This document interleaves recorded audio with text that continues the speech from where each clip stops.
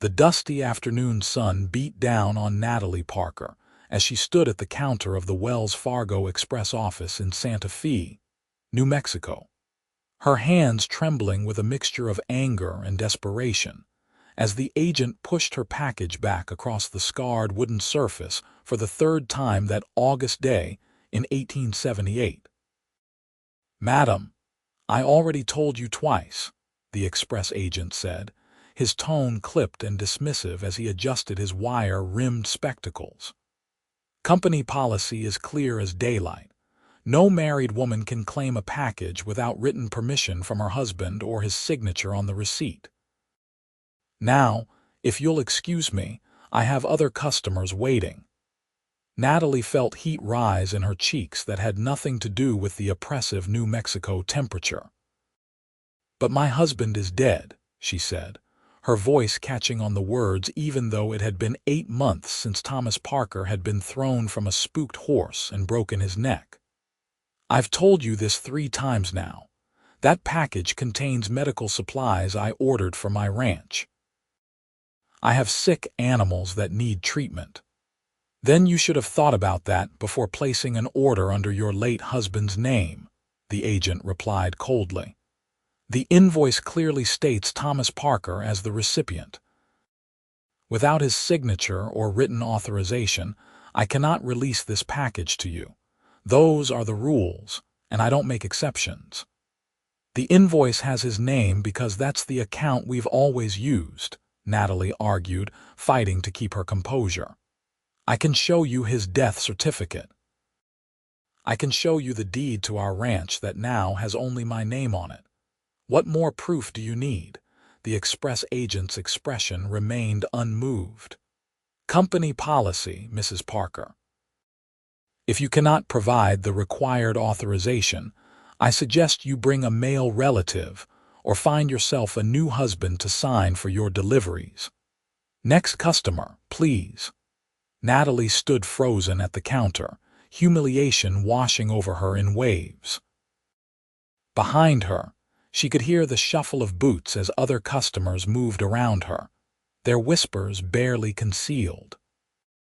She had faced so many challenges since Thomas's death, running their small ranch alone, managing the livestock, dealing with suppliers who suddenly questioned her ability to pay her debts, but this petty bureaucratic cruelty felt like the final straw.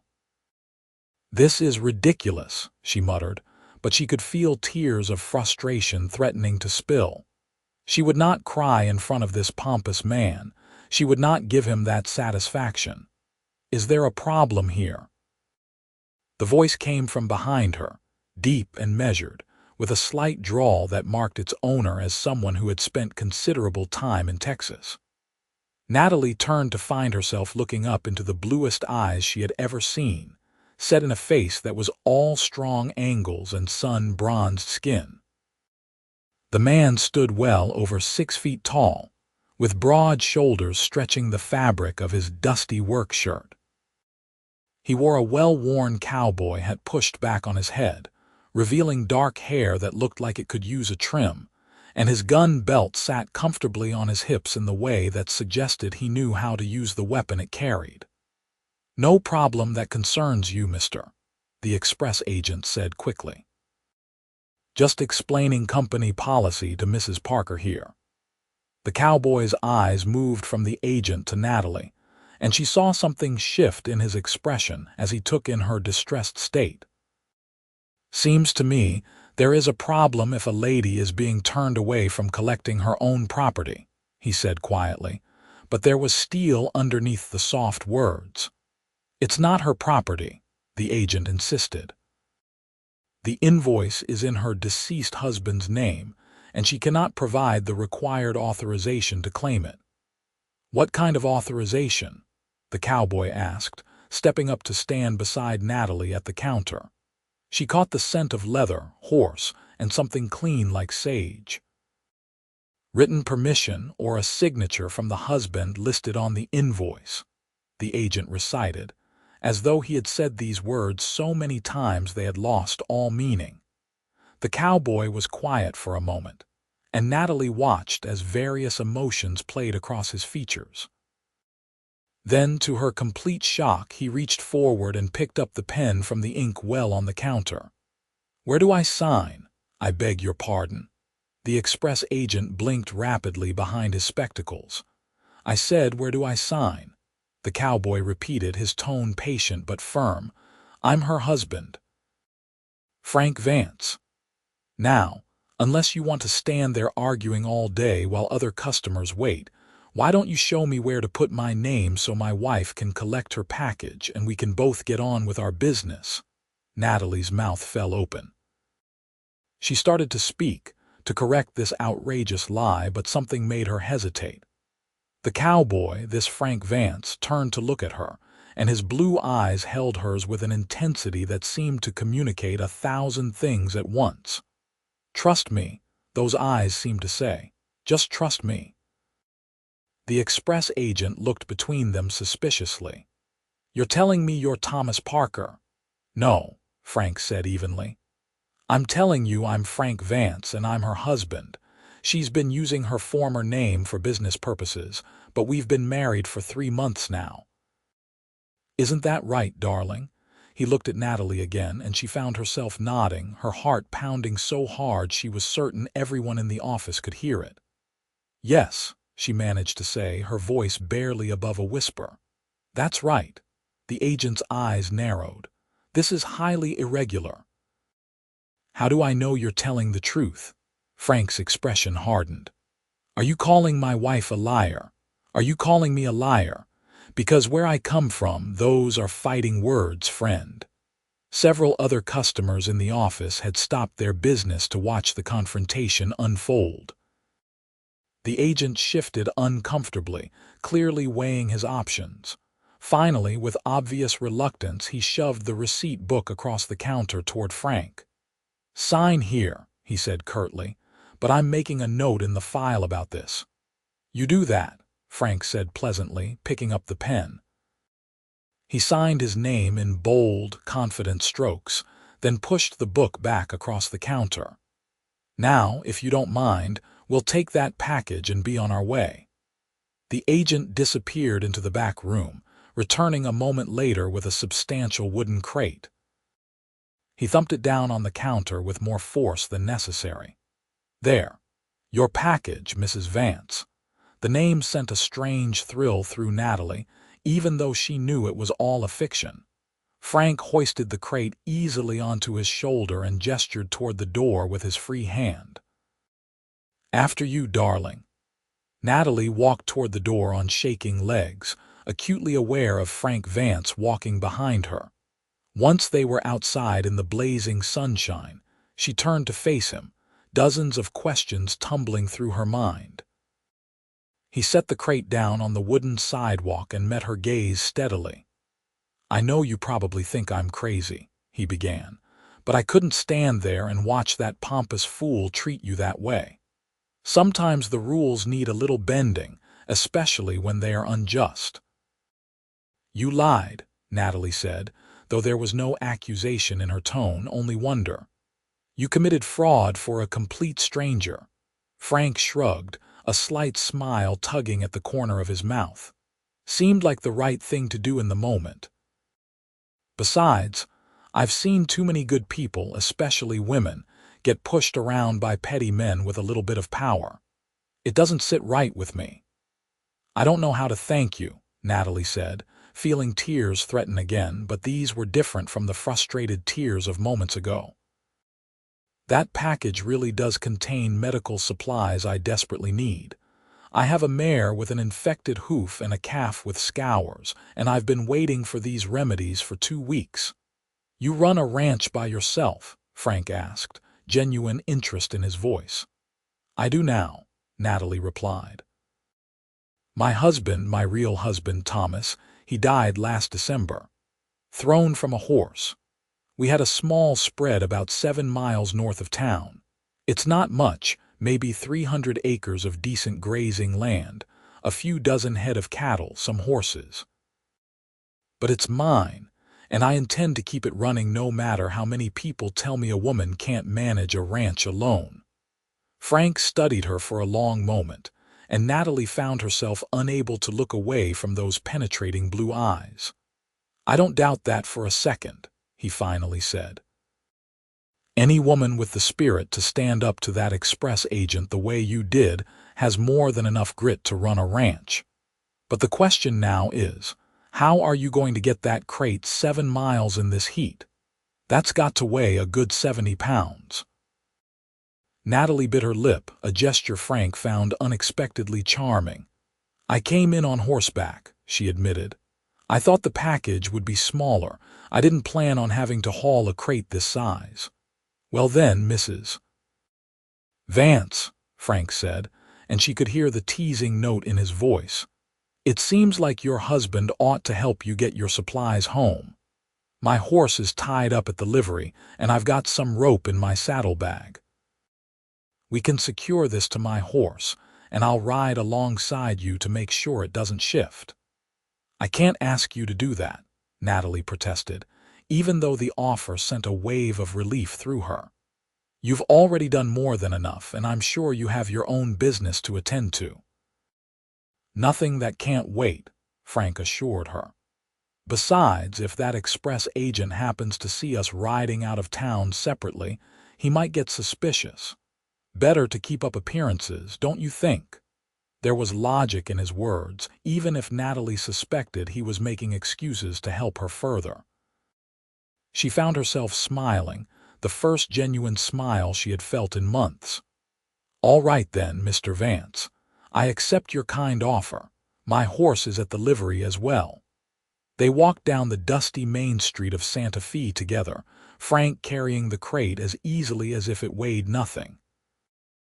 Natalie was acutely aware of the glances they received from passers-by, aware of how they must look together. She was tall for a woman, nearly 5'8", but Frank still towered over her. She knew her appearance was nothing special. Her brown hair pulled back in a simple bun, her calico dress faded and mended in places, her face probably showing every one of her 24 years of hard living. Yet the way Frank looked at her when he thought she wasn't watching made her feel like something precious. At the livery, Frank secured the crate to his big bay gelding with practiced efficiency, tying knots that would hold firm but could be quickly released when needed. Natalie mounted her own horse, a gray mare named Silver, and together they rode out of Santa Fe heading north. The landscape around them was classic New Mexico territory, all painted desert colors and dramatic rock formations, with the Sangre de Cristo Mountains rising in the distance. The heat was oppressive, but there was a dry quality to it that was somehow more bearable than humid air would have been. They rode in comfortable silence for the first mile, the only sounds the steady clop of hooves and the creak of leather. "You don't have to tell me if you don't want to," Frank finally said. "But how long were you married to Thomas?" 5 years, Natalie replied, surprised at how easily she could talk about it with this stranger. "We met in Independence, Missouri, where I was working in my father's dry goods store. Thomas came through with a cattle drive, heading west. He had this dream of starting his own ranch, making something of himself. He was so full of plans and ambitions, and I suppose I got caught up in all of it. My parents weren't happy when I told them I was going to marry him and head west, but I was 19 and thought I knew everything about the world." "Were you happy?" Frank asked quietly. Natalie considered the question carefully. "We were content," she said finally.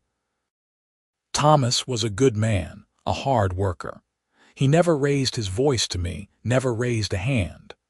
But I think we were both so focused on building the ranch, on surviving, that we forgot to really live. Does that make sense?" "More than you know," Frank said, and there was something in his voice that made Natalie glance over at him. "What about you?" she asked. "Where are you from, Frank Vance, and what brings you to New Mexico territory?" Frank was quiet for so long that Natalie thought he might not answer. Then he began to speak, his eyes fixed on the horizon ahead. I'm from Texas originally, a little town outside Austin. My father had a ranch there, bigger than yours but not by much. I grew up learning the cattle business and I was good at it. When I turned 21, my father made me foreman, put me in charge of the day-to-day operations. I thought I had my whole life planned out. What happened? Natalie asked when he paused. A woman happened, Frank said with a rueful smile. Her name was Caroline, and she was the daughter of a banker in Austin. Beautiful, educated, everything a young cowboy could want in a wife. We courted for 6 months and I asked her to marry me. She said yes, and I thought I was the luckiest man in Texas. But, Natalie prompted gently. But about 2 weeks before the wedding, I rode into town early to pick up some supplies and found her in the hotel with another man. Turned out she had been carrying on with him for months, and she was only marrying me for the security of the ranch. The other fellow was some gambler passing through, all charm and empty promises. "Oh, Frank," Natalie said softly, "that must have been devastating." "It was," he admitted. "But the worst part was that when I confronted her, she didn't even have the decency to look ashamed. She laughed and told me I was a fool if I thought a woman like her could be satisfied with a life on a dusty ranch. Said she deserved better than a simple cowboy who smelled like horses and cow manure." "She sounds like a horrible person," Natalie said with feeling. "She was shallow and cruel," Frank agreed. "But she taught me a valuable lesson about judging character. After that, I couldn't stay in Austin. Everywhere I went, people whispered and stared. Whether they were pitying me or laughing at me, I couldn't tell. So I told my father I needed to see some country, and I've been drifting ever since. That was 3 years ago. I've worked ranches in Texas, done some trail driving, spent some time in Colorado. Ended up in Santa Fe about a month ago, taking odd jobs while I figure out my next move." "I'm sorry that happened to you," Natalie said. "But for what it's worth, I think Caroline was the fool, not you. Any woman would be lucky to have a man willing to stand up for her the way you did for me today." Frank turned to look at her, and the intensity in his gaze made Natalie's breath catch. "Any man would be a fool not to stand up for a woman like you, Natalie Parker." The way he said her name with such warmth and sincerity made something flutter in Natalie's chest. She looked away quickly, focusing on the trail ahead. They rode in silence for another mile, but it was a different quality of silence now, charged with something unspoken but undeniably present. When they finally reached the turnoff to Natalie's ranch, marked by a weathered wooden sign that read Parker Ranch, Frank let out a low whistle. "Nice piece of land," he observed, taking in the rolling grassland dotted with cattle and the modest but well-maintained ranch house in the distance. "Thomas chose well," Natalie said with quiet pride. "The previous owner was heading back east and sold it to us for a fair price. We've built it up from almost nothing. The house was barely more than a shack when we arrived, but Thomas added on rooms, built the barn and the corral. Every fence post, every building represents hours of hard work and sweat." As they rode up to the house, a black and white dog came bounding out to greet them, barking enthusiastically. "That's Scout," Natalie explained, dismounting and accepting the dog's exuberant welcome. "He's supposed to be a cattle dog, but mostly he's just good company." Frank dismounted and began untying the crate from his horse. Natalie led him to the barn, a sturdy structure that showed signs of careful maintenance. Inside, it was cooler and darker, smelling of hay and horses and leather. Frank set the crate down near the tack room, and Natalie immediately opened it, pulling out bottles and packets of veterinary supplies.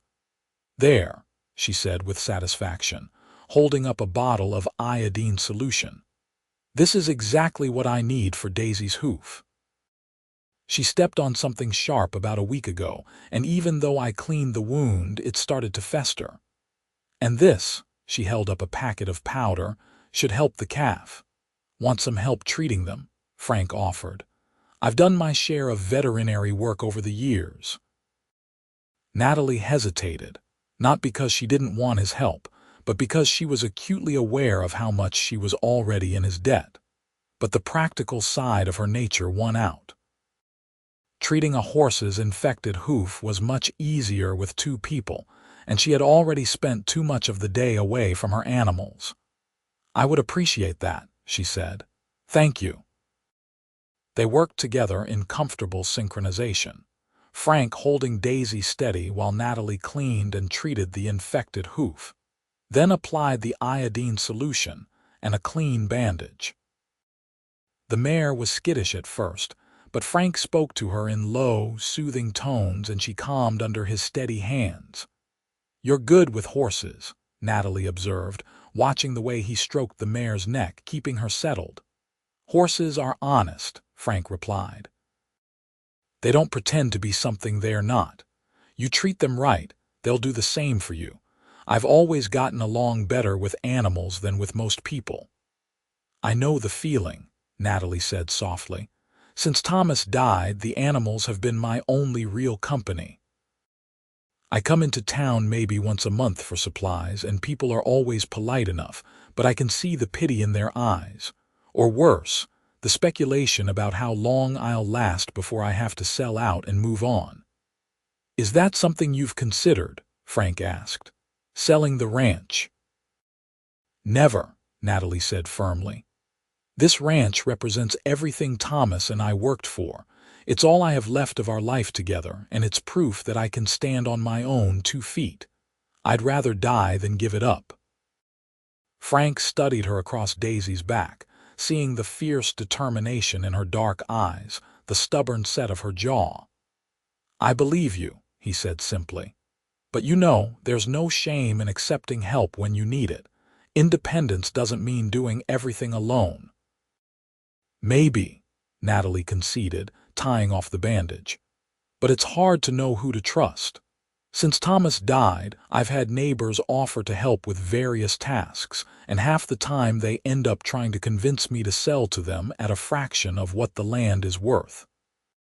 Or worse, they start making improper suggestions about how a widow might earn some extra money. Anger flashed across Frank's face. Anyone I should have a word with. I can handle them myself, Natalie assured him, though she was touched by his protectiveness. I've learned to shoot straight and speak plainly. Most men get the message. After treating the calf, which was considerably more difficult as the young animal had no interest in being medicated, Natalie invited Frank to the house for a meal. It was the least she could do, she insisted, after all his help. Frank accepted, though he first insisted on tending to both their horses, brushing them down and making sure they had water and feed. Inside the ranch house, Natalie felt suddenly self-conscious about the modest nature of her home. The main room served as kitchen, dining area, and sitting room all in one. There were 2 small bedrooms, Thomas's old office that she had converted into a storage room, and that was it. But it was clean and well kept, with curtains she had sewn herself at the windows and a colorful rug on the floor that had been a wedding gift from her mother. It's not much, she began, but Frank cut her off. It's a home, he said quietly, looking around with something like longing in his eyes. A real home, built by people who cared about it. That's more than most folks have. Natalie busied herself preparing a meal, grateful that she had made a pot of stew the day before that just needed reheating. She sliced bread that she had baked that morning and set out butter and preserves. It was simple fare, but Frank ate with genuine appreciation, complimenting her cooking in a way that made her blush. As they ate, they talked more about their lives, their dreams, their disappointments. Natalie found herself opening up to Frank in ways she had never opened up to anyone, not even Thomas. There was something about this stranger, this man who had lied for her without hesitation, that made her feel safe being vulnerable. "What will you do now?" Natalie asked as they finished eating. "You said you were taking odd jobs in Santa Fe, but you must have some plan for the future." Frank was quiet for a moment, turning his coffee cup in his hands. "Honestly, I've been drifting for so long, I'm not sure I remember how to have a plan. But lately, I've been thinking it might be time to put down roots somewhere. I've saved some money from various jobs, enough to maybe buy a small piece of land, start my own place. Nothing fancy, but something that's mine. Around here." Natalie asked, trying to keep her tone casual, though her heart had started beating faster. "Maybe," Frank said, meeting her eyes. "Santa Fe's got a lot to recommend it. Good grazing land, decent climate, growing market for beef, and the people are interesting." They held each other's gaze for a long moment, and Natalie felt electricity in the air between them. Then Scout barked outside, breaking the spell, and Frank stood abruptly. "I should head back to town," he said. "It'll be dark soon, and I don't want to impose on your hospitality any longer." "You're not imposing," Natalie said quickly, standing as well. "You've been nothing but helpful. I don't know how I can ever repay you for what you did today." Frank smiled, and it transformed his whole face, making him look younger, less careworn. "No repayment necessary. Just promise me you won't let that express agent push you around anymore. You have every right to conduct your own business, husband or no husband." "About that," Natalie said hesitantly, "what if he checks up on us? What if he finds out we're not really married? Could you get in trouble?" "Let me worry about that," Frank said. "But if you're concerned, I have a suggestion. I could come by every now and then just to keep up appearances. If anyone asks, we're newlyweds and I'm helping you run the ranch. It might actually make your life easier, having people think you have a husband. They'd be less likely to give you trouble." Natalie knew she should refuse. This deception had already gone far enough, but the practical part of her mind recognized the truth in Frank's words. Her life would be easier with a supposed husband, even a fictional one. And if she was being honest with herself, she wanted to see Frank again. She wanted to continue the easy conversation, the comfortable companionship they had found in just a few hours together. "All right," she agreed, "but only if you let me pay you for your time. I could use help around the ranch, and it seems fair that if you're going to pretend to be my husband, you should get something out of the arrangement." Frank looked like he might argue, but then he nodded slowly. "I'll make you a deal. I'll come by a few times a week to help with ranch work, and in exchange you can feed me lunch. No money needs to change hands. I get good food and honest work. You get help around the place. Sound fair?" It was more than fair. It was generous. But Natalie recognized that Frank's pride wouldn't let him accept what felt like charity any more than her pride would. "Deal," she said, extending her hand. Frank took her hand in his, and the contact sent warmth shooting up Natalie's arm. His hand was large and calloused from hard work, but his grip was gentle. They stood there, hands clasped, for a moment longer than necessary before both pulling away simultaneously. "I'll come by day after tomorrow," Frank said. "That'll give you time to make a list of tasks that need doing." "I'll do that," Natalie agreed, walking him to the door. "Thank you again, Frank, for everything." "My pleasure, Natalie," he said softly. Then he mounted his bay and rode off toward Santa Fe, turning once to wave before disappearing around a bend in the trail. Natalie stood in the doorway long after he had gone, one hand pressed to her chest where her heart was still beating too fast. Scout sat beside her, and she reached down to scratch behind his ears. "What have I gotten myself into?" she murmured to the dog, but even as she said it, she was smiling.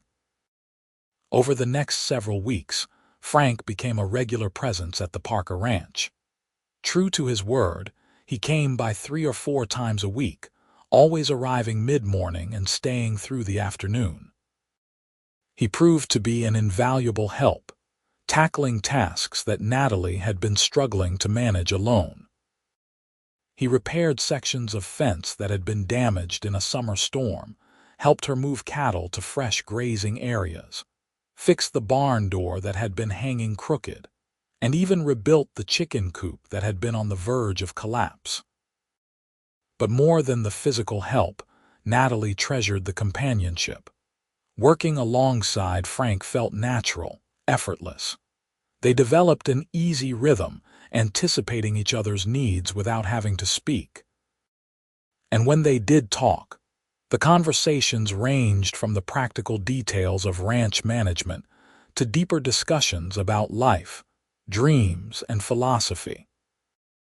Natalie learned that Frank had a younger sister back in Texas who was married to a schoolteacher, and that he sent money home to his parents when he could, even though they had told him they were managing fine. She learned that his favorite meal was chicken and dumplings, that he could play the harmonica though he claimed to be terrible at it, and that he had once wanted to be a teacher himself before the realities of supporting a family on a ranch had taken precedence. Frank learned that Natalie had dreamed of being a writer when she was young, filling notebooks with stories and poems that she had never shown anyone. He learned that she missed her family in Missouri terribly, but was too proud to admit to them that widowhood was as hard as it was. He learned that she sang while she worked, usually old hymns her mother had taught her, and that her singing voice was surprisingly lovely.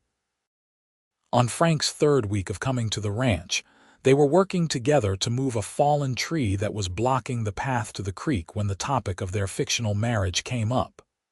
"I was in the general store yesterday," Frank mentioned, grunting as he lifted his end of the tree trunk. "Mrs. Henderson asked after you, wanted to know how the new bride was settling in." Natalie nearly dropped her end of the trunk. "What did you tell her?" "Told her you were the best thing that ever happened to me," Frank replied, and though his tone was light, there was something in his eyes that made Natalie's breath catch. "Said you turned my whole life around, made me realize what was really important." "You're a good liar," Natalie said, trying to match his casual tone even though her heart was pounding. "Who says I was lying?" Frank asked quietly. They managed to move the tree in silence after that, but the atmosphere between them had shifted, become charged with unspoken possibilities. When they finished, both breathing hard from the exertion, Frank pulled off his hat and wiped his forehead with his sleeve. "Natalie," he began, then stopped, seeming to struggle with his words. "I need to tell you something."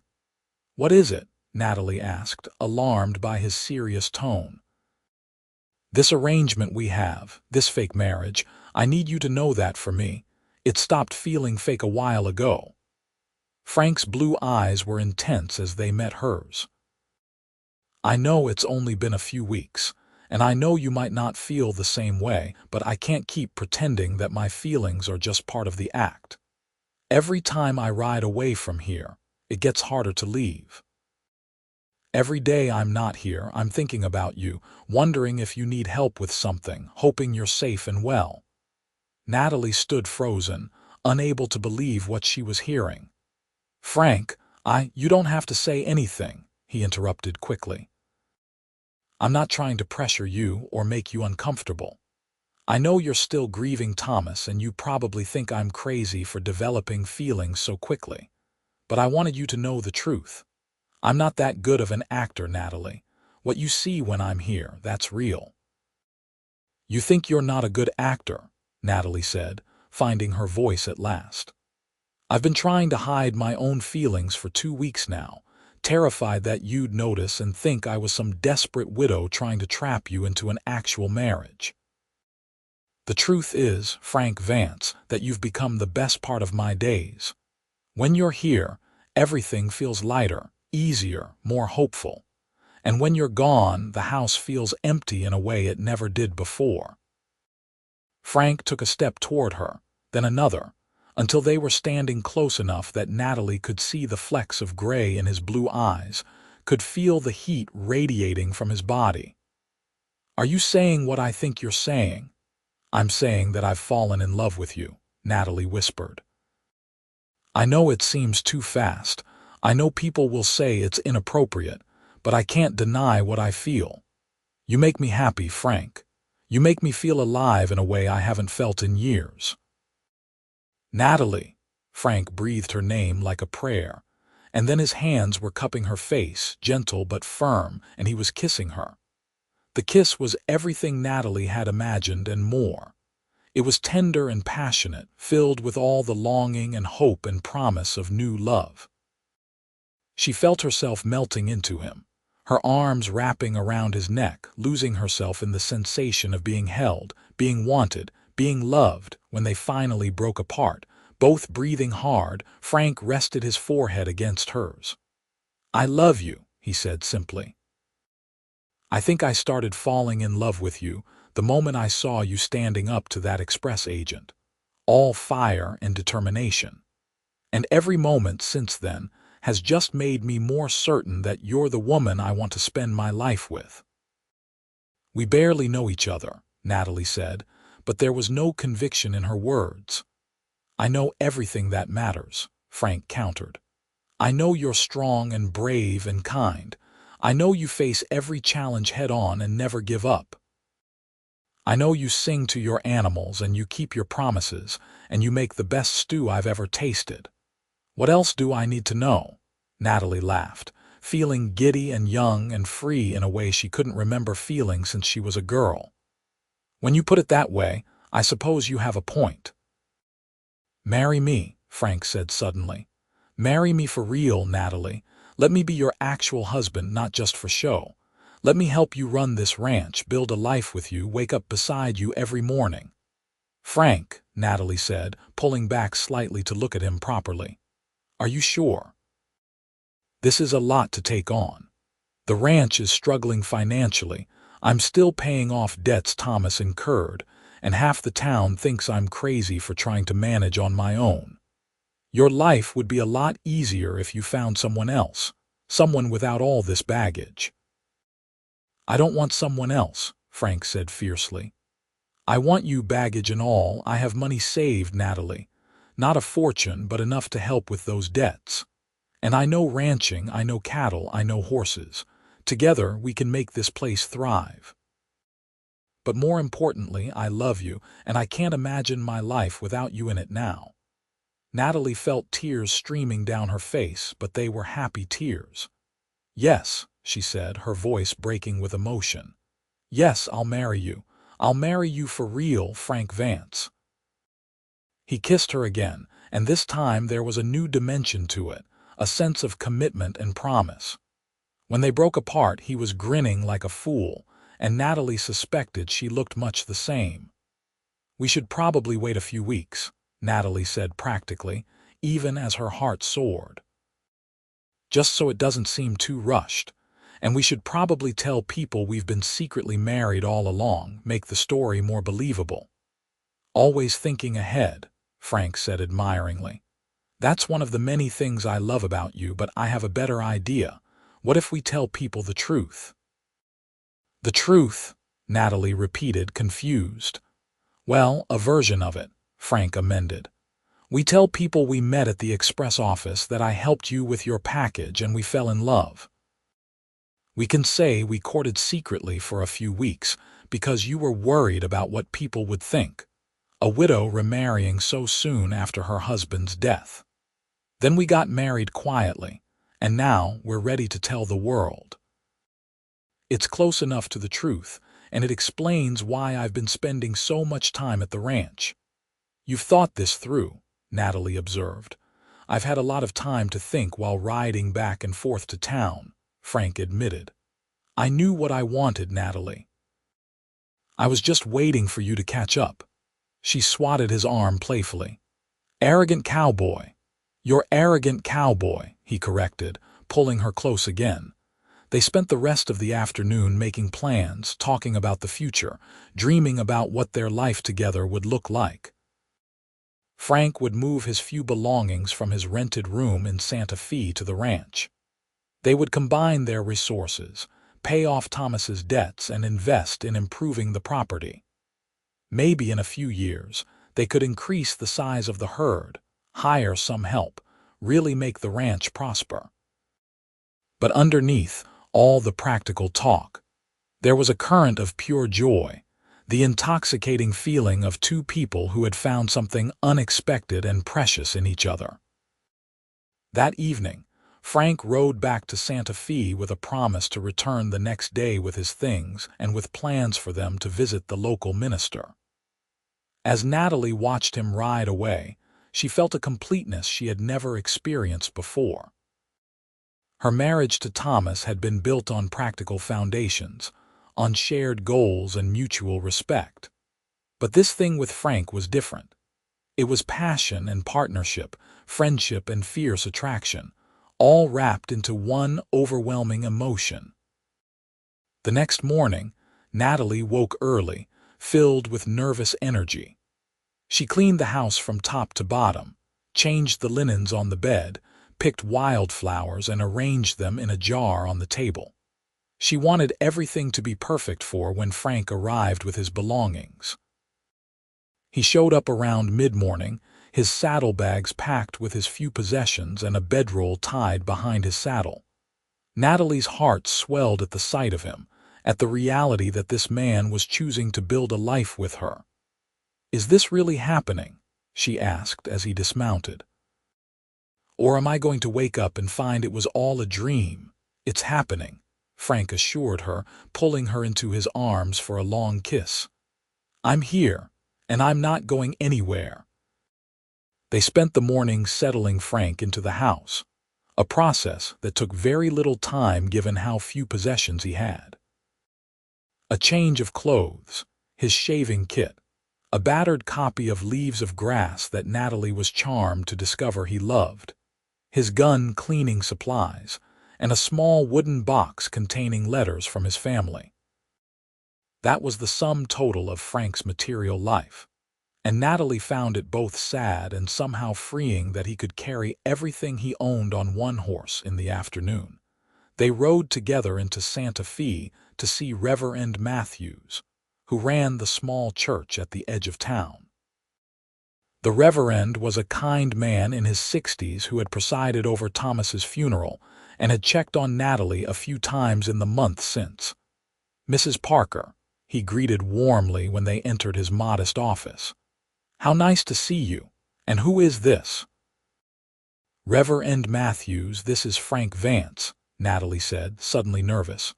"We've come to ask you to perform a marriage ceremony for us." The Reverend's eyebrows rose nearly to his hairline. "A marriage?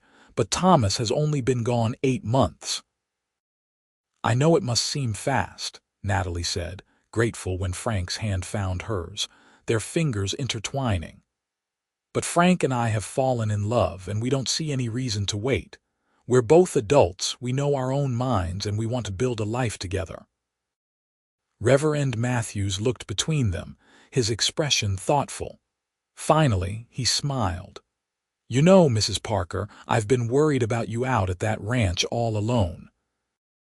And if this young man makes you happy, if he's willing to take on the challenges of helping you run that place, then who am I to stand in the way? When would you like the ceremony performed?" "As soon as possible," Frank said. "We're ready to start our life together now." "How about tomorrow afternoon?" the Reverend suggested. "That will give me time to prepare and give you time to arrange for witnesses if you'd like any." "Tomorrow would be perfect," Natalie agreed, feeling a wave of relief. "Thank you, Reverend Matthews." As they left the church, Frank squeezed Natalie's hand. "Any regrets?" "Not a single one," she said honestly. "Although I am a little nervous. Everything is happening so fast. We can slow down if you need to," Frank offered immediately. "I don't want to pressure you into anything you're not ready for." "No," Natalie said firmly. "I'm ready. I'm more than ready. I'm just marveling at how much my life has changed in the span of a few weeks. A month ago, I was alone and struggling and convinced that my life would always be defined by loss. Now I have you, and suddenly everything feels possible again. They decided to tell a few select people about the upcoming wedding. Natalie wanted to invite Mrs. Henderson from the general store, who had been kind to her in the months since Thomas's death. And Frank wanted to invite Jim Bartlett, a rancher he had worked for briefly who had become something of a friend. News of the impending marriage spread through Santa Fe with the speed of wildfire. By the time Natalie and Frank returned to the ranch that evening, they had received dozens of well wishes, a few skeptical looks, and one or two outright disapproving frowns from people who thought Natalie was remarrying too quickly. "Let them think what they want," Frank said when Natalie expressed worry about the gossip. "We know the truth. We know what we feel for each other. That's all that matters." The next day dawned clear and warm, perfect weather for a wedding. Natalie put on her best dress, a dark blue calico that brought out the color of her eyes. She arranged her hair carefully, pinning it up with the tortoiseshell combs that had been her mother's. When she looked at herself in the small mirror, she barely recognized the woman looking back. There was a glow to her features, a light in her eyes that had been missing for months. Frank waited for her outside, dressed in what she realized must be his only good shirt, a dark vest, and clean trousers. He had shaved carefully and tamed his unruly hair as much as possible. When he saw her step out of the house, his expression made Natalie feel like the most beautiful woman in the world. "You look stunning," he said softly, offering his arm. "You clean up pretty well yourself," she replied, accepting his arm and allowing him to help her onto her horse. They rode into Santa Fe together, and Natalie was touched to see that quite a few townspeople had gathered at the church, more than she had expected. Mrs.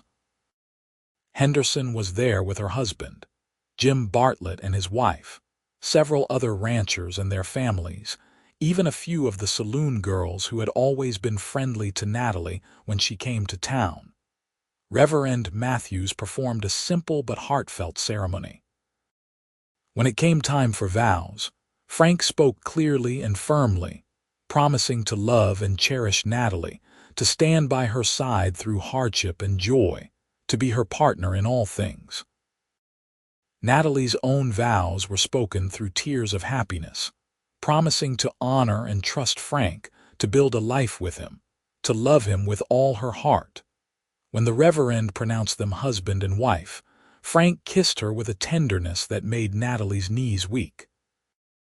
The small congregation applauded, and Mrs. Henderson dabbed at her eyes with a handkerchief. Afterward, several of the townspeople had organized a small celebration at the hotel dining room. There was cake and coffee, music from a fiddle player, and many toasts to the new couple. Natalie was overwhelmed by the warmth and generosity, surprised that so many people cared enough to celebrate with them. "I told you people would be happy for us," Frank murmured in her ear as they danced to a cheerful tune. "You worry too much." "One of us has to be practical," Natalie replied, but she was smiling. They stayed in town until early evening, then rode back to the ranch as the sun was setting, painting the New Mexico sky in shades of orange and pink and purple. The beauty of the landscape matched the fullness in Natalie's heart.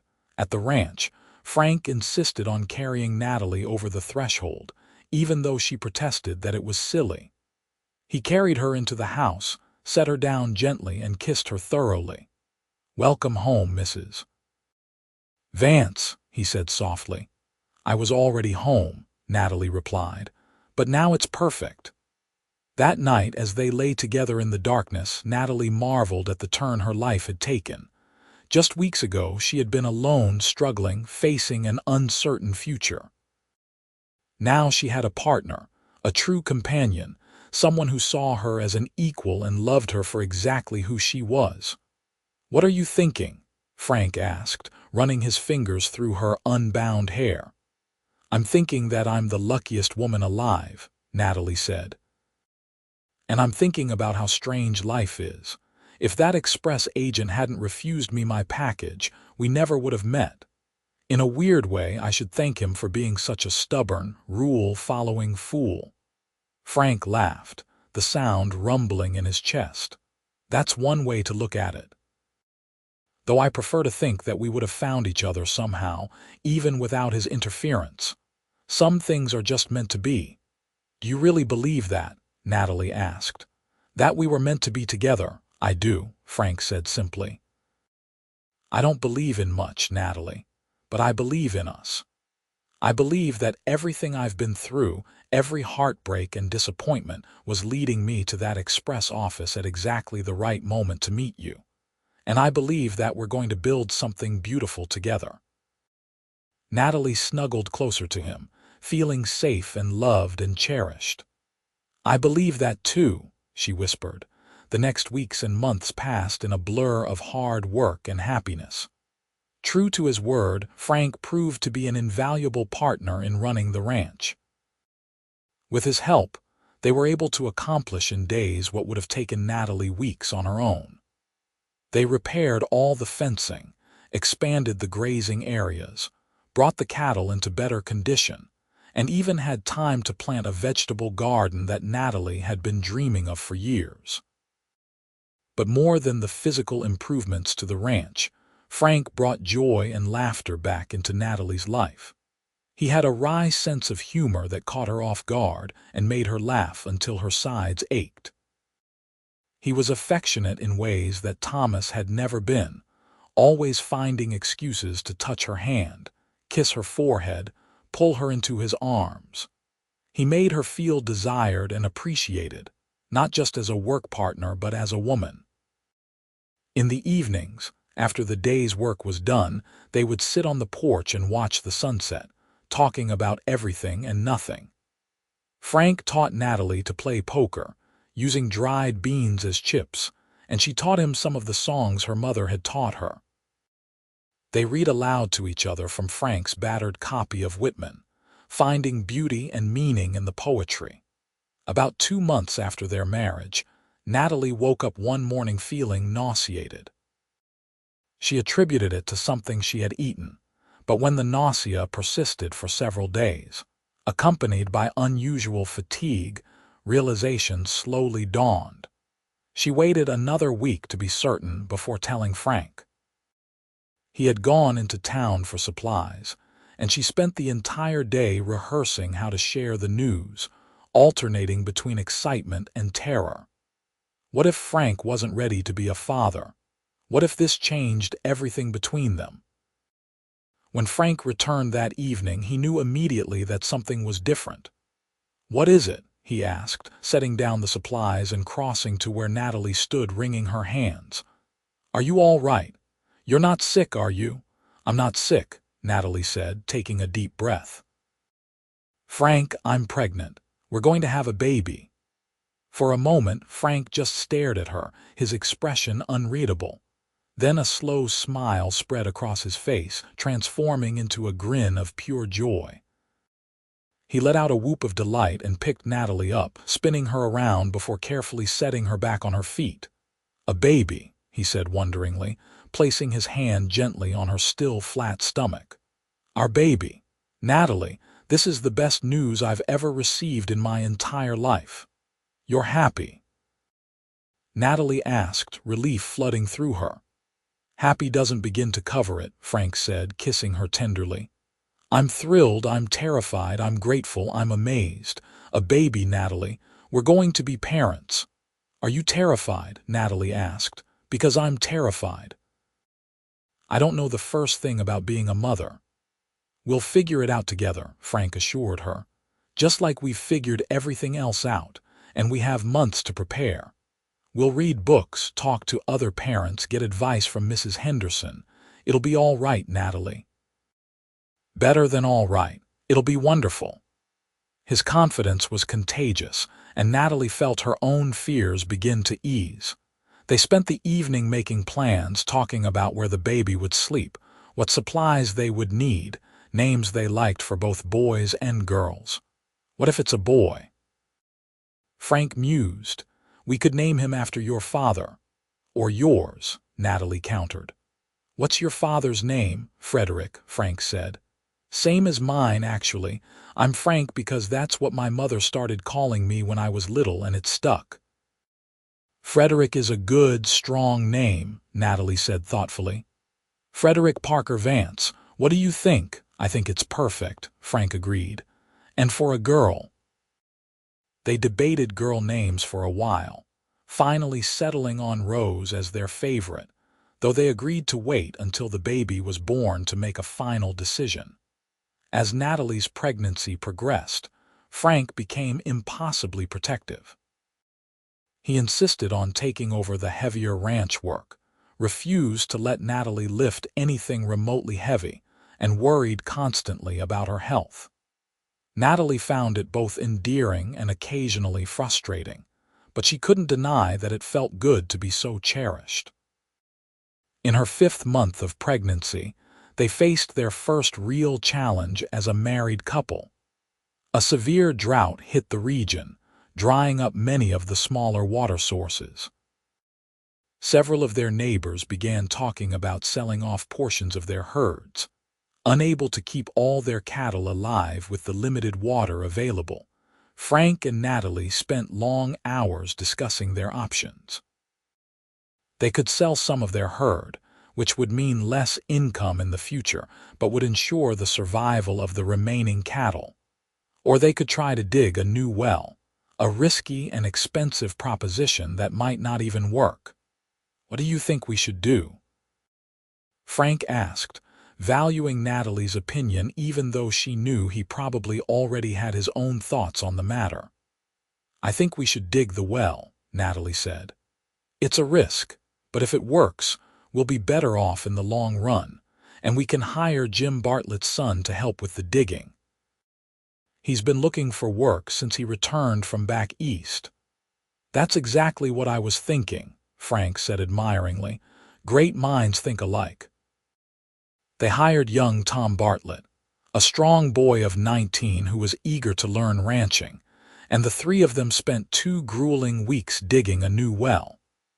It was back-breaking work, made worse by the heat and the constant uncertainty about whether they would find water at all. Natalie helped as much as she could, despite Frank's protests about her condition, operating the pulley system they had rigged to haul dirt and rocks to the surface. On the 13th day of digging, when they had gone down nearly 40 feet and Frank was beginning to despair, Tom's shovel struck something different. Water, he shouted from the bottom of the well. I found water. The relief and joy they all felt in that moment was indescribable.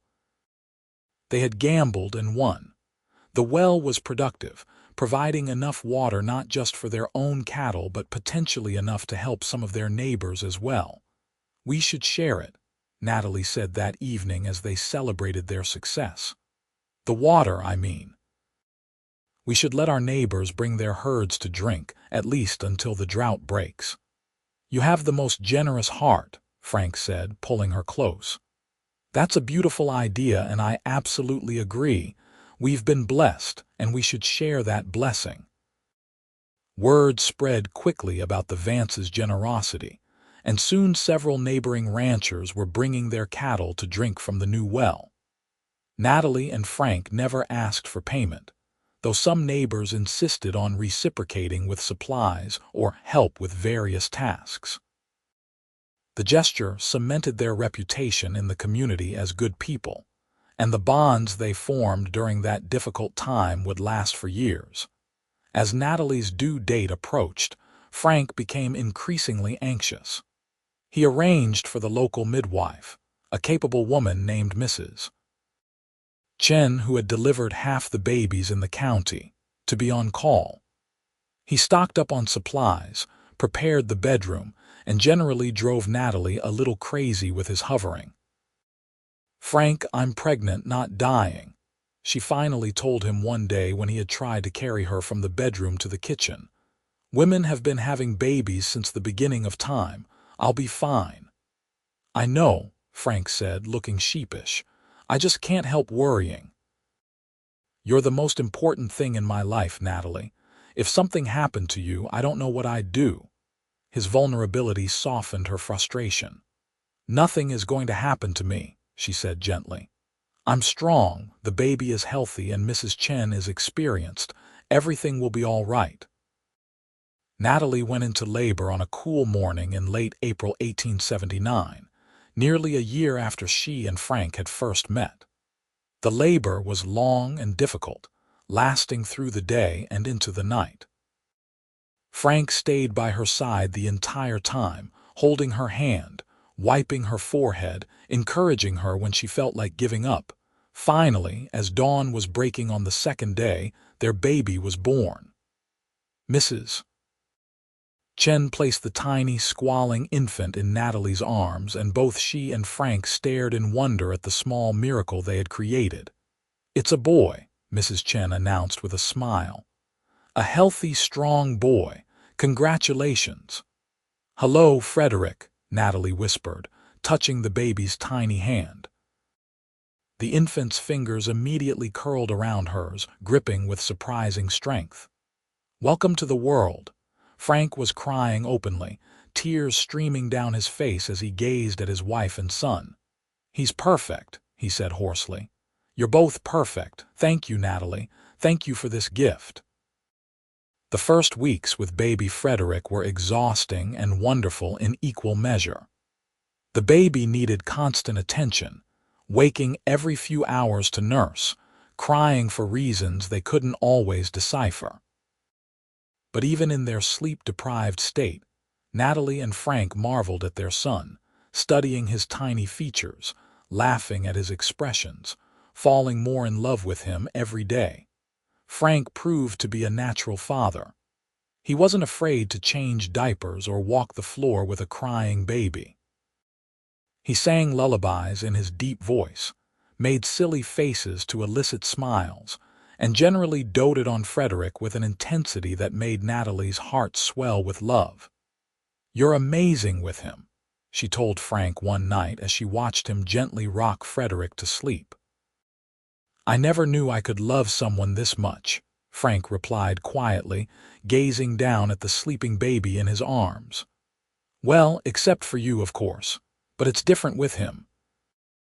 I look at this tiny person, and I think about all the possibilities, all the things we can teach him, the kind of man he can become. It's overwhelming in the best way." As Frederick grew from an infant into a chubby, happy baby, life on the ranch settled into a comfortable rhythm. They had paid off the last of Thomas's old debts and were actually turning a profit. The ranch had grown from 300 acres to nearly 500, as Frank had managed to purchase an adjoining property from a rancher who was retiring and moving back east. On their second wedding anniversary, Frank surprised Natalie with a gift. He led her outside after dinner, his hands covering her eyes, guiding her carefully. "All right," he said, removing his hands. "You can look now." Natalie opened her eyes and gasped. In front of her was a beautiful new carriage, painted a cheerful red with comfortable seats and a canopy to provide shade from the sun. "Frank," she breathed, "this must have cost a fortune." "It cost a fair amount," he admitted. "But you deserve it, Natalie. You deserve to ride into town in comfort, not always on horseback. And now that we have Frederick, it'll be easier to bring him with us." "I love it," Natalie said, throwing her arms around Frank's neck. "I love you, thank you." "There's something else," Frank said, pulling back to look at her seriously. "I've been thinking about what you told me years ago about wanting to be a writer. Mrs. Henderson mentioned that the town is starting a newspaper, and they're looking for someone to write articles about ranch life, local events, that sort of thing. I thought maybe you'd be interested." Natalie stared at him in astonishment. In the busyness of running the ranch and raising Frederick, she had almost forgotten her old dream of writing. "Do you really think I could do it?" "I think you can do anything you set your mind to," Frank said simply. "You're one of the smartest, most articulate people I know, Natalie." You should share that gift with others. Natalie started writing for the Santa Fe Herald the following month, contributing a weekly column about life on a New Mexico ranch. To her surprise and delight, her articles were well received. Readers appreciated her practical advice mixed with personal anecdotes, her honest observations about the challenges and joys of frontier life. The extra income from her writing, though modest, gave Natalie a sense of pride and independence. She was contributing to their family's success in a new way, using skills she had thought were buried forever. When Frederick was 2 years old, Natalie discovered she was pregnant again. This time, the news came with less shock and more pure joy. They both wanted Frederick to have siblings, wanted a house full of children and laughter. Their second child, a girl they named Rose Marie, was born on a snowy January evening in 1881. She had Frank's blue eyes and Natalie's dark hair, and from the moment she entered the world, she had both her parents wrapped around her tiny finger. Frederick was fascinated by his baby sister, wanting to help with everything. Frank would often find the little boy sitting next to Rose's cradle, singing to her in his childish voice or showing her his treasured possessions. "He's going to be a wonderful big brother," Natalie observed, watching Frederick gently pat Rose's back. "He learned from the best," Frank said, pulling Natalie close. "You're an incredible mother, Natalie. I watch you with our children, and I fall in love with you all over again every single day." 2 years after Rose was born, their third child arrived, another boy they named Daniel Thomas, honoring both Frank's father and Natalie's first husband. Natalie had worried that naming a child after Thomas might upset Frank, but he had been the one to suggest it. "Thomas was a good man who loved you and helped build this ranch," Frank had said. "He deserves to be remembered and honored, and besides, I'm secure enough in our love that I don't feel threatened by your past. Your past is what made you who you are, and I love who you are." With 3 young children, the ranch house felt almost too small. Frank spent his spare time over the next year building an addition, adding 2 more bedrooms and expanding the kitchen. He also built a proper schoolhouse on the property, determined that their children would receive a good education even if it meant hiring a tutor to come out from Santa Fe. Life was full and busy and sometimes chaotic, but it was also deeply satisfying. Natalie often found herself pausing in the middle of the day, looking around at the ranch they had built together, listening to the sounds of her children playing, and feeling overwhelmed with gratitude. One evening when Frederick was 6, Rose was 4, and Daniel was 2, the family was sitting on the expanded porch watching the sunset. It had become a nightly ritual when weather permitted, a time to decompress from the day's work and simply enjoy being together. "Papa, tell us the story again," Frederick requested, as he did at least once a week. "Which story is that?" Frank asked, though he knew perfectly well which story his son meant. "The story of how you and Mama met," Frederick said eagerly. "The one about the express office." Frank and Natalie exchanged amused glances. Their children loved hearing the tale of their parents' first meeting, though the version they told was carefully edited to be appropriate for young ears. "Well," Frank began, settling back in his chair with Daniel on his lap and Rose leaning against his side, "it all started on a hot summer day in Santa Fe. Your mama was trying to pick up an important package, but there was a problem. The mean man wouldn't give it to her," Rose chimed in, having heard the story enough times to know it by heart. "That's right," Natalie continued the tale. "The express agent said I needed permission from a husband, and I didn't have one because your Papa Thomas, who you're named after, Daniel, had died some time before. And then Papa saved the day," Frederick said dramatically. "Well, I don't know about save the day," Frank said modestly. but I did what any decent person would do. I signed the paper so your mama could get her package. And in that moment, I took one look at this strong, brave woman, and I knew she was someone special.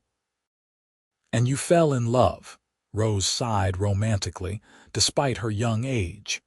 We did, Natalie confirmed, reaching over to squeeze Frank's hand. Not right away, maybe, but gradually. Your papa started coming to the ranch to help with chores, and we got to know each other. And we realized that we made each other happy, that we worked well together, that we wanted to build a life as a team. And then you got married and had us, Frederick finished triumphantly. Best decision I ever made, Frank said, looking at Natalie with all the love and devotion he had shown her from the beginning. Marrying your mama changed my life in every way possible, all for the better. I love this story, Rose declared. It's so romantic. Just wait until you're older, Natalie laughed. Then we'll tell you some of the details we're leaving out now. As the children played nearby, Frank pulled Natalie close, and they sat together watching the stars emerge in the darkening sky. Do you ever think about that day in the express office? Frank asked softly. About how easily we might have missed each other. If I had arrived 5 minutes later, if you had given up and left, if I had minded my own business. I try not to think about it, Natalie admitted.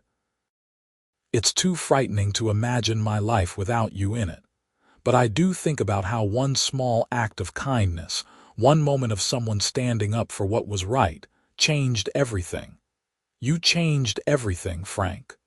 We changed everything together, Frank corrected. You took a chance on me, on us. You trusted me when you had every reason to be cautious. You opened your heart again after loss and disappointment. That took incredible courage.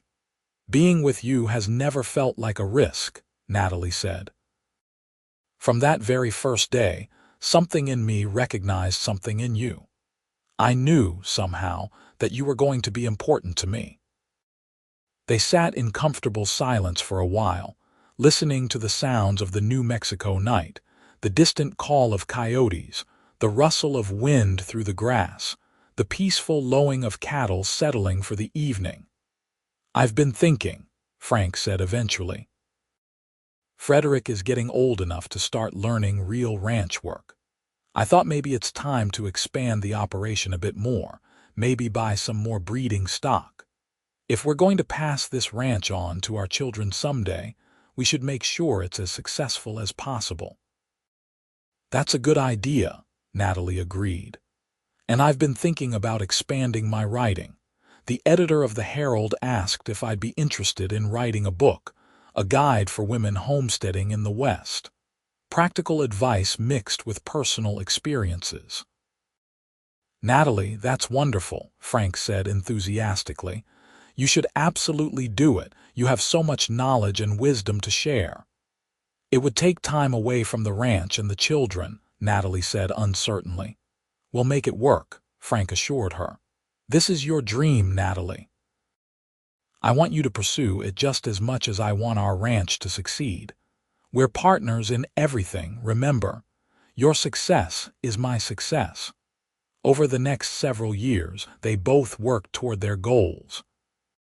Frank gradually expanded the ranch, developing a reputation for breeding quality horses in addition to their cattle operation. Natalie wrote her book, working on it in the early mornings before the children woke and in the evenings after they went to bed. A Woman's Guide to Frontier Ranching was published in 1886 to surprising success. Women across the West wrote to Natalie, thanking her for her practical advice and honest accounts of the challenges they all faced. Some letters came from widows like she had been, trying to make it on their own. Others came from young brides heading west with their husbands, nervous about what lay ahead. Natalie answered every letter personally, and through her correspondence, she formed friendships with women she would never meet in person, but who became important parts of her life nonetheless. The children grew and thrived. Frederick proved to be a natural with animals, spending hours working alongside his father, learning everything Frank could teach him about ranching. Rose was more interested in books and learning, devouring every volume she could get her hands on and showing signs of inheriting her mother's way with words. Daniel was still young, but showed signs of being a natural leader, organizing his siblings into elaborate games and adventures. In 1887, when Frederick was 8, Rose was 6, and Daniel was 4, Natalie found herself pregnant once more. This pregnancy was harder than the previous ones, perhaps because she was now 33 years old, perhaps because she was chasing after 3 active children while trying to run a ranch and maintain her writing career. Frank worried constantly, insisting that Natalie rest more, take on fewer responsibilities. "We have enough children," he said one night as Natalie struggled with nausea. "I love every one of them, but your health is more important to me than having a large family. If this pregnancy is too hard on you, it can be the last." "I'm all right," Natalie assured him, though privately she thought he might be right. She loved being a mother, but 4 children felt like it would be a perfect, complete family. "But yes, I think this will be our last baby. And that's all right. We've been blessed with so much already." Their 4th and final child, a girl they named Margaret Ann after both their mothers, was born on a crisp October morning. The labor was quick and relatively easy, as though Margaret was eager to join her boisterous family. With 4 children, the ranch was constantly filled with noise and activity. Frederick was now old enough to have real responsibilities, helping Frank with the daily ranch operations. Rose had declared her intention to be a teacher someday, and she spent hours teaching her younger siblings, making them sit still while she gave elaborate lessons on reading and arithmetic. Daniel was fascinated by horses and spent every free moment in the stable. And baby Margaret was a delightful, happy child who seemed content to be passed from sibling to sibling, soaking up attention from everyone. Frank and Natalie sometimes joked that they barely recognized the quiet, struggling ranch where they had begun their life together. The Parker Vance Ranch, as it was now known, had become one of the more successful operations in the region. They employed several ranch hands, including Tom Bartlett, who had worked for them off and on over the years and had become like a member of the family. The ranch house had been expanded twice more to accommodate their growing family, and Frank had built a proper bunkhouse for the hired help. There were now multiple barns, an impressive stable, and extensive fencing marking their property boundaries. But success hadn't changed the core of who they were. Frank was still the kind, principled man who had stood up for a stranger in an express office. Natalie was still the determined, courageous woman who had refused to give up her ranch despite all obstacles. Together, they had built something that was greater than the sum of its parts. On their 10th wedding anniversary, Frank surprised Natalie with a trip. He arranged for Mrs. Henderson to stay at the ranch with the children, and he took Natalie to Santa Fe for 3 days, something they hadn't done since before Frederick was born. 3 whole days with just you, Frank said as they drove into town in the carriage he had given her years before. No children interrupting, no ranch emergencies, no early morning wake-up calls, just us like it used to be. "I love our children," Natalie said, "but I have to admit, the idea of uninterrupted sleep sounds like heaven." They stayed at the nicest hotel in Santa Fe, had dinner at a restaurant where they didn't have to cut anyone's food or wipe anyone's face, and spent hours just talking and reconnecting as a couple. It was wonderful and necessary, a reminder that beneath their roles as parents and ranchers, they were still Frank and Natalie, the 2 people who had fallen in love over a refused package and a cowboy's bold lie. On their last evening in town, As they walked through the plaza in the cool night air, Frank pulled Natalie to a stop under a street lamp. "I want you to know something," he said seriously. "These past 10 years with you have been the happiest of my life. Every morning I wake up and get to see your face. I feel grateful. Every challenge we face together makes me appreciate you more. Every child we've raised together is a testament to the love we share. You are my partner, my best friend, the love of my life, and I would do it all over again in a heartbeat." Natalie felt tears streaming down her face, but they were happy tears. "I love you so much, Frank Vance. You saved me in that express office, not just from bureaucratic nonsense, but from a life of loneliness and struggle. You gave me partnership, companionship, love, and a family. You gave me hope when I thought I had none left. I can't imagine my life without you." They kissed under the lamplight, not caring who might see, lost in each other and in the profound gratitude they both felt for the life they had built. The years continued to pass, marked by the steady rhythm of ranch life and the milestones of growing children. Frederick turned out to have a remarkable talent for horse training and began developing that into a separate business alongside the cattle operation. At 16, he was already gaining a reputation for his skill with difficult horses. Rose, true to her word, became a teacher. When she turned 18, she took over the little schoolhouse on the ranch property, teaching not just her younger siblings but several children from neighboring ranches, whose parents paid a small fee for quality education. Daniel discovered a passion for land management and conservation, ideas that were just beginning to gain traction in the late 1800s. He spent hours studying their grazing patterns, water resources, and soil conditions, determined to ensure the ranch would remain productive for generations to come. Margaret, the youngest, turned out to be the most adventurous of them all. She was fearless, constantly climbing trees, racing horses, and generally giving her parents gray hairs. But she also had a huge heart, caring for any injured animal she found and showing a tender side that balanced her wild nature. Frank and Natalie watched their children grow with pride and amazement. They weren't perfect parents, they made mistakes and had moments of doubt, but they loved their children fiercely and taught them the values that mattered most: honesty, hard work, kindness, and the importance of standing up for what was right. In the summer of 1898, 20 years after that fateful meeting in the express office, the Vance family gathered for a special celebration. Frederick, now 21, was getting married to a sweet young woman named Clara, who he had met when she came to the ranch to buy a horse. The wedding was to be held at the ranch, with half the county invited to celebrate. As Natalie helped prepare for the celebration, she found herself thinking back over the years, marveling at how far they had come.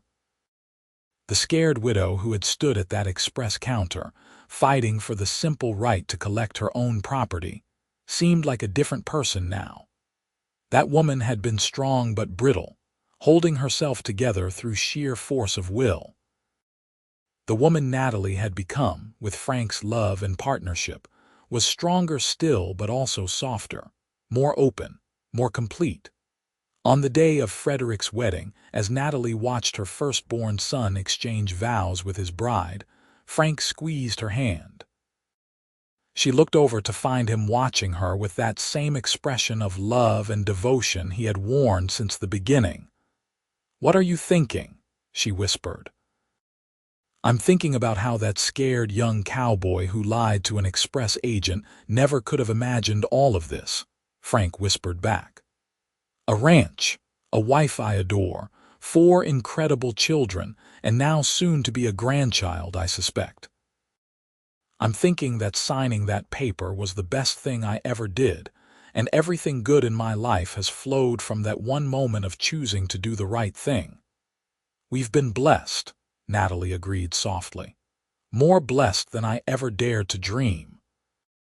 After the wedding celebration, as the sun set over the New Mexico landscape they both loved, Frank and Natalie stood together on their porch, watching the last guests depart.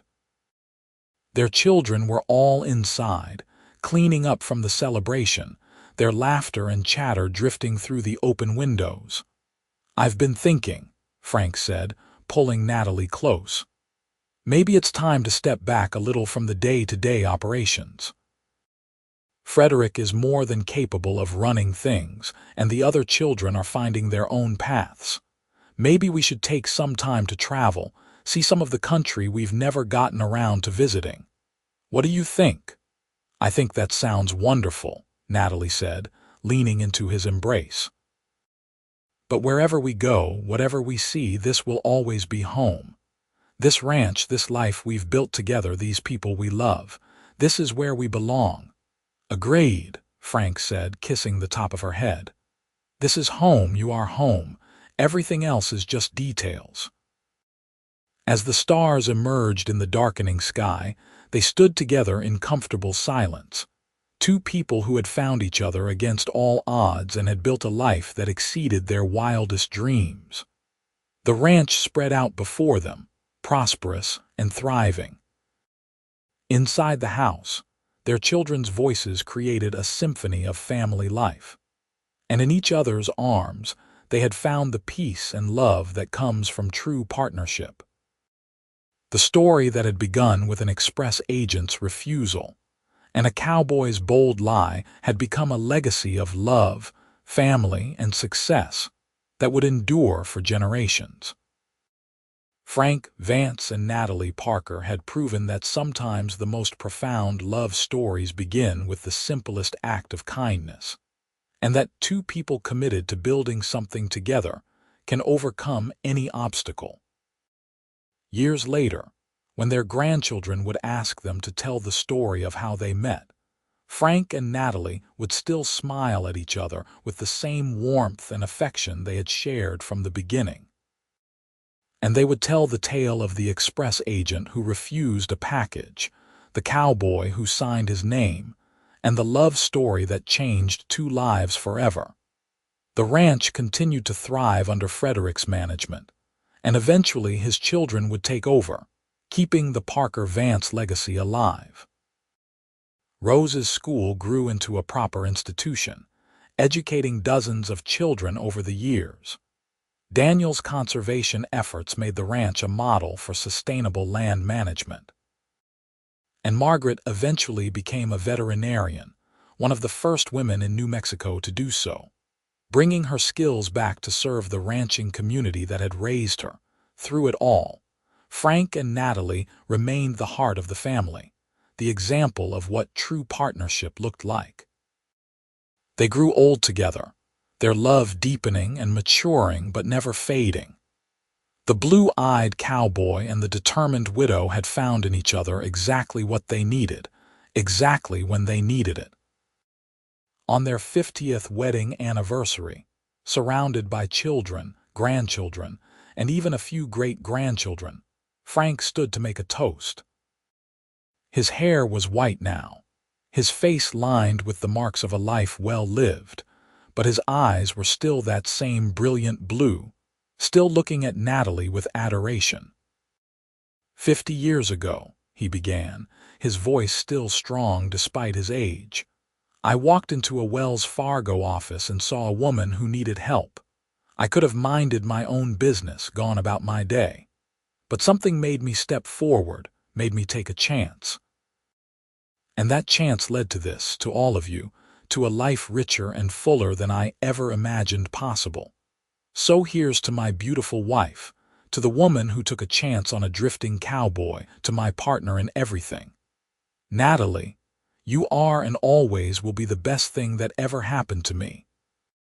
Natalie stood and kissed him to the applause and cheers of their assembled family. And you, Frank Vance, are the man who saved me in more ways than one. You taught me that it's possible to love again after loss, to build something new without forgetting what came before, to be stronger together than we ever could be apart. I love you today as much as I did 50 years ago, maybe even more." As the celebration continued around them, Frank and Natalie slipped away to their favorite spot on the porch, watching the sun set over the land they had worked so hard to build and preserve. They sat in their rocking chairs, hands clasped between them, and watched as the New Mexico sky put on its nightly show of color and beauty. "No regrets?" Frank asked softly, as he had asked so many times over the years. "Not a single one," Natalie replied, as she always did. "Well, maybe one. I sometimes wish I had thanked that express agent for being such a stubborn fool. Without his refusal, we might never have met." Frank laughed, the sound warm and familiar. "I suppose we do owe him a debt of gratitude, though I doubt he ever realized what he set in motion that day." "The best things in life often come from unexpected places," Natalie mused. "A refused package, a stranger's kindness, a leap of faith. We never know which moment will be the one that changes everything." "I knew," Frank said quietly. "The moment I saw you, something in me recognized something in you. I knew you were going to be important to me, even if I didn't know exactly how yet." "My practical, logical cowboy had a moment of intuition," Natalie teased gently. "Even practical cowboys know magic when they see it," Frank replied, squeezing her hand. They sat together as the stars emerged, as they had done thousands of times before, content in the knowledge that they had built something that would outlast them both. Their love story, which had begun with injustice and been transformed by courage, had become a foundation for generations to come. The ranch would continue, passed down through their children and their children's children. The values they had lived by, honesty, hard work, kindness, standing up for what was right, would echo through the years. And the story of how Frank and Natalie met, of the express agent who refused and the cowboy who signed, would be told and retold, a testament to the power of one person choosing to help another. As they finally rose to go inside, Frank paused to look out over the ranch one more time. The house lights glowed warm and welcoming. The sounds of their family drifted out into the night. The cattle settled peacefully in their pastures. Everything they had worked for, everything they had built together, spread out before them in the darkness. "We did good, didn't we?" he asked Natalie. "We did better than good," she replied, slipping her arm around his waist. "We did extraordinary. We built a life, a family, a legacy, and we did it together exactly as it should be." They walked inside together, closing the door on another day but knowing that tomorrow would bring new joys, new challenges, new moments to treasure. Because that was the nature of the life they had built. Every day an opportunity to love, to work, to grow, to be grateful for the gift of partnership.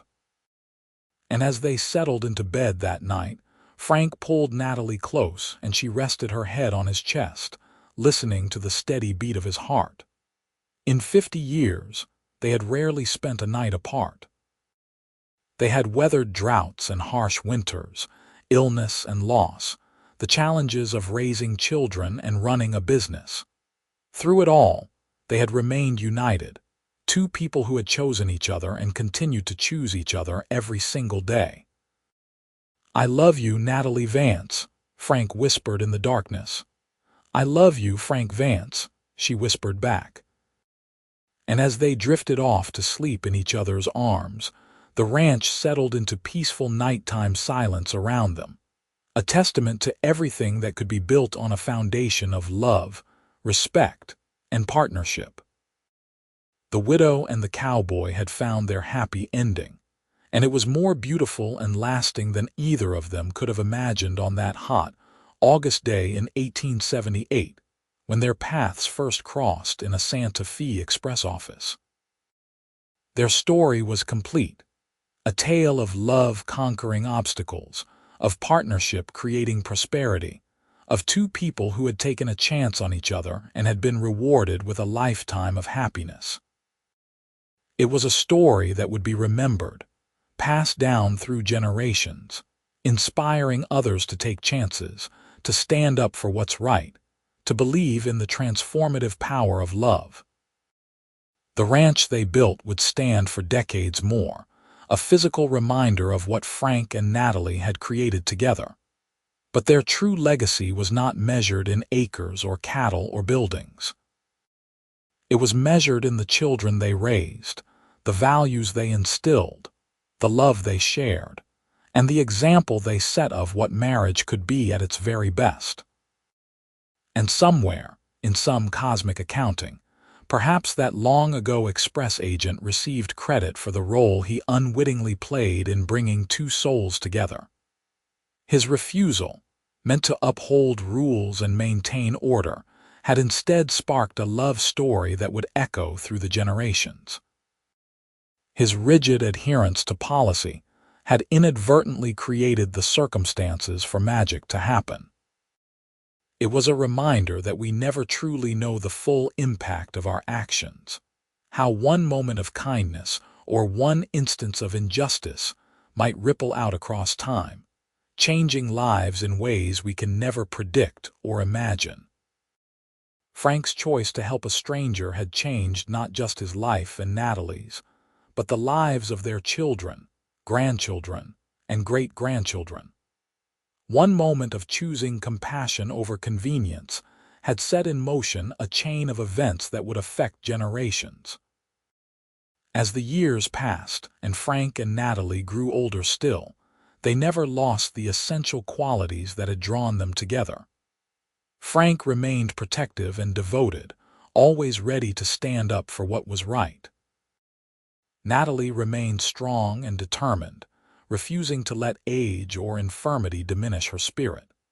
Together, they faced the challenges of aging with grace and humor, supporting each other through health scares and loss of friends, finding joy in the simple moments they could still share.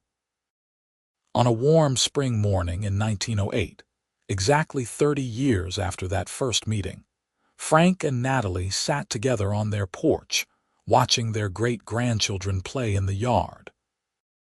Frank was 83 now, Natalie 74, both of them defying expectations by remaining active and engaged despite their advanced years. "You remember what you were thinking that day in the express office?" Natalie asked, continuing a conversation they had revisited countless times over the decades. "When you first saw me, I mean. What made you decide to help?" Frank was quiet for a moment, considering. "I remember thinking you looked like someone who was fighting against the whole world," he said finally. "You had this expression of determination mixed with desperation, like you were barely holding yourself together but refusing to break. And I remember feeling angry on your behalf, angry at that petty bureaucrat who couldn't see past his precious rules to recognize that he was dealing with a real person with real needs. But more than that, I remember feeling drawn to you in a way I couldn't explain. Like I needed to know you to be part of your story.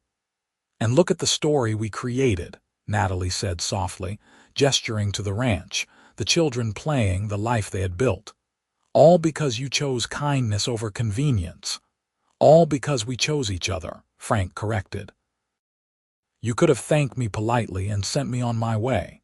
Instead, you trusted me, you let me into your life. That was just as much a choice, just as much a risk." "The best risk I ever took," Natalie said, leaning over to kiss his weathered cheek. They sat together in comfortable silence, hands clasped, watching the sun climb higher in the sky. The world had changed so much since they first met. New Mexico had achieved statehood just a few years before. Automobiles were becoming more common, though the ranch still relied primarily on horses. The frontier had been tamed, the Wild West was becoming history rather than present reality. But some things remained constant: love, family, hard work, integrity. These values that Frank and Natalie had lived by were timeless, as relevant in the modern age as they had been in the rough and tumble days of the 1870s. Frank passed away peacefully in his sleep a few months after that conversation, with Natalie beside him and his family surrounding him. His last words were, "I love you, Natalie," and he died with a smile on his face, content in the knowledge that he had lived a good life with the woman he adored. Natalie grieved deeply, but she did not fall apart.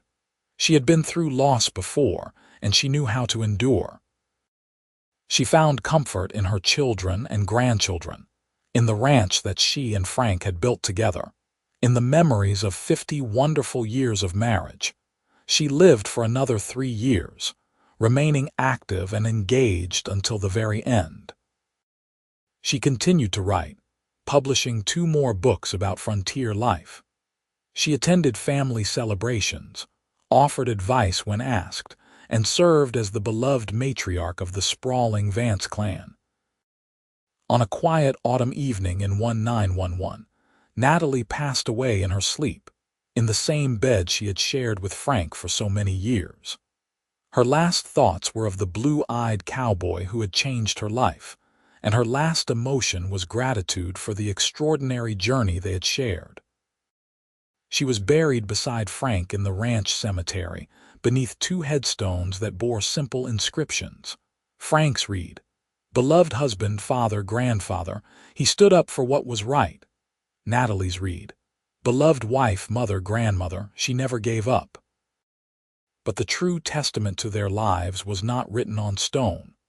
It was written in the continued success of the ranch, in the values passed down through generations, in the love that bound their descendants together.